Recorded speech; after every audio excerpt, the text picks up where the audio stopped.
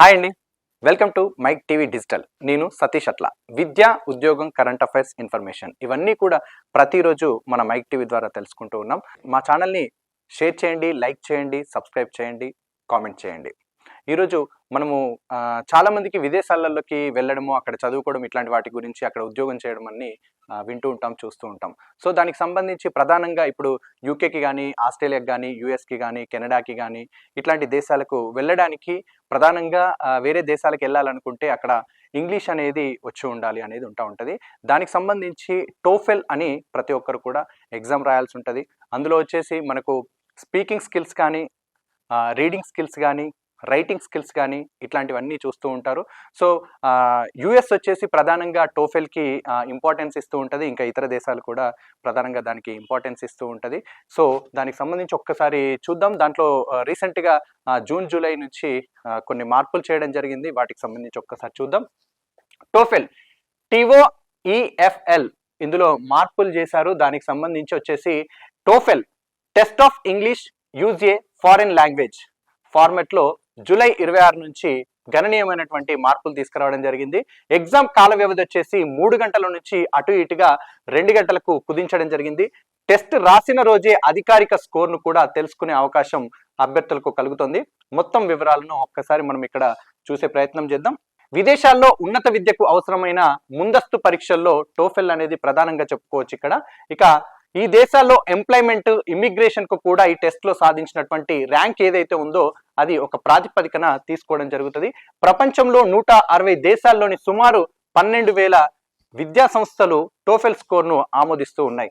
మరి ఇతర టెస్టులను పరిగణిస్తున్నప్పటికీ అమెరికా మాత్రం టోఫెల్ కి ప్రధానంగా ప్రాధాన్యం ఇస్తూ వస్తోంది అత్యధికంగా. అమెరికాకు తోడు UK, Europe, Canada, Australia, New Zealand తదితర దేశాల్లో అడ్మిషన్ కు ఈ స్కోర్ అనేది అవసరం అవుతూ వస్తుంది. ఇక ప్రధానంగా మార్పులు జరిగాయి అని చెప్పేసి దాని గురించి మనము చెప్పుకుంటూ ఉన్నాం కదా. దానికి సంబంధించి ఒక్కసారి ఇక్కడ చూద్దాము. టెస్ట్ గడువును వచ్చేసి 3 గంటల నుంచి 1 గంట 56 నిమిషాలకు కుదించడం జరిగింది. అంటే 4 నిమిషాలు తక్కువ 2 గంటల సమయం అన్నట్టు. అలాగే గతంతో పోల్చుకుంటే 63% టెస్టును కుదించారు. పలు మోడిఫికేషన్స్ కూడా టెస్టులో చోటు చేసుకున్నాయి. టెస్టులో 4 విభాగాలు ఉంటాయి. అందులో చూస్తే మనకు రీడింగ్ ఒకటి, లిజనింగ్ ఒకటి, స్పీకింగ్ ఒకటి, రైటింగ్ ఒకటి. ఈ 4 ప్రధానంగా ఇందులో 4 విభాగాలుగా ఉంటాయి. రీడింగ్ కి సంబంధించి ఒక్కసారి మనము చూసినట్లయితే రీడింగ్ కి సంబంధించి ఒక్కసారి చూద్దాము. వాటికి రీడింగ్, లిజనింగ్, రైటింగ్ ఇట్లా దానికి సంబంధించి చూస్తే రీడింగ్ అకాడమిక్ విషయాలను చదవడం ద్వారా విద్యార్థులు అర్థం చేసుకుంటారు. యూనివర్సిటీ స్థాయి పుస్తకాల నుంచి ఒక్కోటి 700 పదాలు నిడివి గల 2 ప్యాసేజ్లు ఉంటాయి. దానికి సంబంధించి ఒక్కో ప్యాసేజ్ నుంచి ఇక్కడ 10 చొప్పున ప్రశ్నలు అడగడం జరుగుతుంది. ఏది ఇందులో రీడింగ్ కి సంబంధించి రీడింగ్ స్కిల్స్ అనేది ఇక్కడ టెస్ట్ చేయడం జరుగుతుంది. ఇక లిజనింగ్ కి సంబంధించి చూస్తే ఇక్కడ అకాడమిక్ లెక్చర్ లేదంటే ఏదో ఒక ఉపన్యాసాన్ని ప్లే చేస్తారు. దాంట్లో నుంచి సంబంధిత ప్రధాన పాయింట్లను అభ్యర్థి గ్రహించాలి. ఇప్పుడు ఇదంతా న్యూస్ పాయింట్ ఉంటుంది. నేను మొత్తం మీకు చదివి వినిపిస్తాను. ఇందులో ప్రధానమైనటువంటిది ఏంటిది అంటే మనం చెప్పుకునేది టోఫెల్ వచ్చేసి ప్రధానంగా ఇంగ్లీష్ లాంగ్వేజ్ కి సంబంధించి, అది స్పీకింగ్ సంబంధించి, లిజనింగ్ సంబంధించి, రైటింగ్ సంబంధించి స్కిల్స్. ఇతర దేశాలలో పై చదువులకు కానీ వెళ్ళడానికి, అక్కడికి వెళ్ళి చదువుకోవడానికి కొన్ని దేశాలు ఉపయోగిస్తూ ఉన్నాయి. సో ఈ స్కోర్ అనేది అక్కడ మనకు ఉపయోగపడుతూ ఉంటుంది.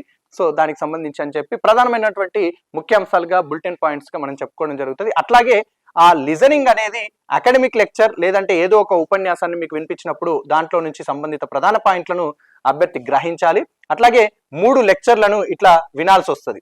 3 నుంచి 5 నిమిషాల సేపు నిడివి గల చర్చ కూడా ఉంటది. దానికి సంబంధించి 3 నుంచి 5 నిమిషాల వరకు మీరు ఏదైతే 3 ముఖ్యాంశాలు లెక్చర్స్ విన్నారో దానికి సంబంధించి చర్చ ఉండడం అనేది జరుగుతుంది.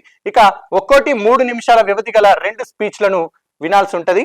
ఒక్కో స్పీచ్ నుంచి 5 ప్రశ్నలు అడుగుతారు. ఇప్పుడు ఏవైతే మీరు 3 నిమిషాల వ్యవధి గల 2 స్పీచ్లు వింటారు కదా, దానికి సంబంధించి ఒక్కొక్క దానిపైన 5 ప్రశ్నలు అడగడం జరుగుతుంది. దానికి సంబంధించి మీరు చెప్పాల్సి ఉంటుంది. ఇక స్పీకింగ్ దీనిలో 4 టాస్కులు ఉంటాయి. దానికి సంబంధించి విద్యార్థుల స్పీకింగ్ స్కిల్స్ ను ఇక్కడ పరీక్షించడం అనేది జరుగుతుంది. క్లాస్ రూమ్ వాతావరణాన్ని కల్పిస్తారు. మొదటి టాస్క్ లో విద్యార్థి తనకు తెలిసినటువంటి టాపిక్ పై తనదైన ఆలోచనను ప్రజెంట్ చేయాలి. ముందుగా ఏదైతే మీకు తెలిసిన అంశం పైన మిమ్మల్ని చెప్పమంటారు. క్లాస్ రూమ్ లాగా ఉండి అక్కడ మిమ్మల్ని ప్రశ్నలు అడగడము, మీకు వినిపించడము, తర్వాత మిమ్మల్ని మాట్లాడడం అనడము ఇట్లాంటివన్నీ చేస్తూ ఉంటారు.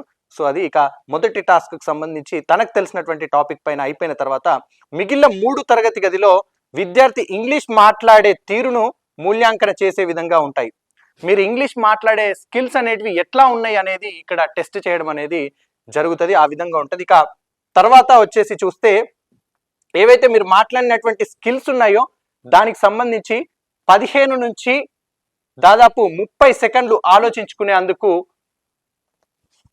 అట్లాగే 45 నుంచి 60 సెకండ్లు జవాబు ఇచ్చేందుకు, 15 నుంచి 30 సెకండ్ల వరకు ఆలోచించుకునేందుకు, అట్లాగే 45 నుంచి 60 సెకండ్ల వరకు జవాబు ఇచ్చేందుకు విద్యార్థికి అవకాశం కల్పిస్తారు. ఇక్కడ సెకండ్లలోనే ఉందండి, మీరు గ్రహించాలి. మీరు ఆలోచించుకోవడానికి 15 నుంచి 30 సెకండ్లు, అట్లాగే సమాధానం చెప్పడానికి మాత్రం 45 నుంచి 60 సెకండ్లు, అంటే 1 నిమిషం వరకు. సో విద్యార్థికి అవకాశం కల్పిస్తారు. విద్యార్థి వాయిస్ రికార్డు చేసి ఎగ్జామినర్కు పంపడం జరుగుతుంది. మీరు ఏదైతే మాట్లాడుతున్నారో దానికి సంబంధించినటువంటి వాయిస్ను కూడా రికార్డ్ చేసి ఎగ్జామినర్కి పంపించడం అనేది ఇక్కడ జరుగుతుంది.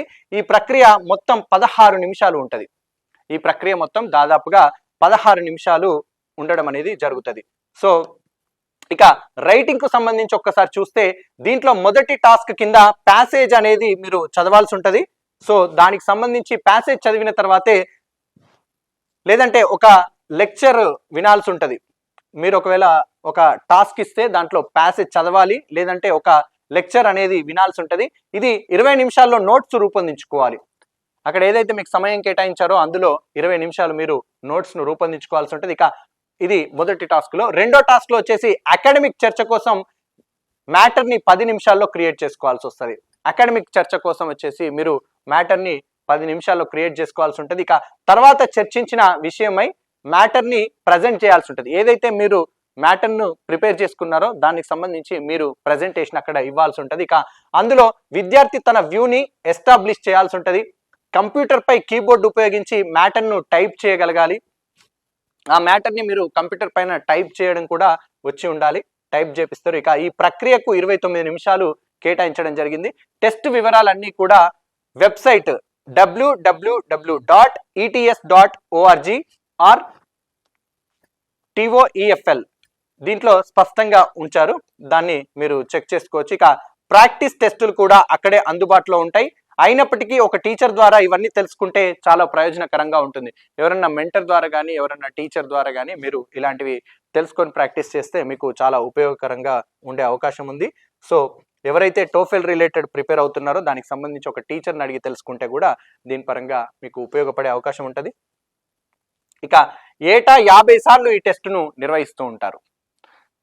ప్రతి సంవత్సరం కూడా టోఫెల్ టెస్ట్ని 50 సార్లు నిర్వహించడం జరుగుతుంది. ఇది ఆన్లైన్ టెస్ట్గా ఉంటుంది. దానికి సంబంధించి ఇక స్టూడెంట్స్ రిజిస్టర్ చేసుకొని పరీక్షకు నిర్దేశించినటువంటి సెంటర్ టైంలో హాజరు కావాల్సి ఉంటుంది. స్కోర్ రిపోర్ట్ను 4 విద్యా సంస్థలకు పంపుతారు. అదనంగా మరికొన్నింటికి పంపించాలని అనుకుంటే సంస్థకు $20 మొత్తాన్ని అభ్యర్థి చెల్లించాల్సి ఉంటుంది. స్కోర్ కార్డు వ్యాలిడేట్ ఎగ్జామ్ నిర్వహించిన నాటి నుంచి 2 ఏళ్ల వరకు ఉంటుంది. టోఫెల్ క్వాలిఫై అయిన తర్వాత మీరు ఒకవేళ టోఫెల్ క్వాలిఫై అయ్యారనుకోండి, ఆ పాస్ అయినప్పటి నుంచి దాదాపుగా 2 సంవత్సరాల వరకు దాని వ్యాలిడిటీ అనేది ఉండడం జరుగుతుంది. ఇక ఒక్కసారి మనము దానికి సంబంధించి ఏవి ఎట్లా ఉన్నాయి ఎగ్జామ్ లో అనే వాటి గురించి ఒక్కసారి తెలుసుకుందాం. రీడింగ్ కు సంబంధించి వచ్చేసి 35 నిమిషాలు 20 ప్రశ్నలు ప్యాసేజ్ చదివి జవాబు ఇవ్వాల్సి ఉంటుంది. ఇక్కడ 20 ప్రశ్నలు ఇచ్చి 35 నిమిషాలలో ప్యాసేజ్ చదివి జవాబు ఇవ్వాల్సి ఉంటుంది రీడింగ్ లో.